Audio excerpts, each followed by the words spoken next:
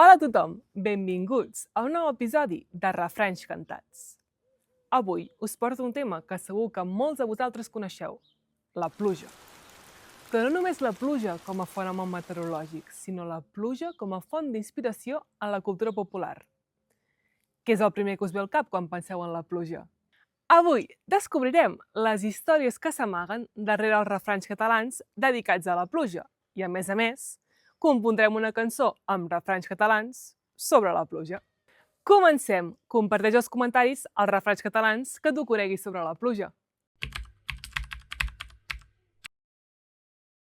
Del primer refrany que us vull parlar és "Avui és tard i vol ploure", un refrany que utilitzem quan una persona no ha acabat una activitat, una tasca, i li diem "Au, vinga, que avui és tard i vol ploure, posa't les piles, espavila't, deixa de fer el mandrós". El segon refrany és un dels refranys més coneguts sobre la pluja. Després de la pluja ve el bon temps. Segurament un dels refranys més optimistes que tenim. I què significa aquest refrany? És que tot i que passem èpoques i moments difícils, la tempesta sempre acaba passant i sempre arriba un moment bo.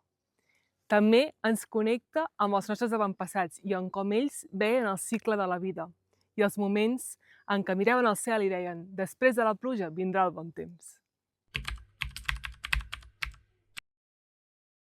I què dir de l'últim refrany? Mai no plou a gust de tothom. I és que sempre hi haurà diversitat d'opinions i necessitats. I una mateixa cosa mai agradarà a tothom, perquè mai no plou a gust de tothom.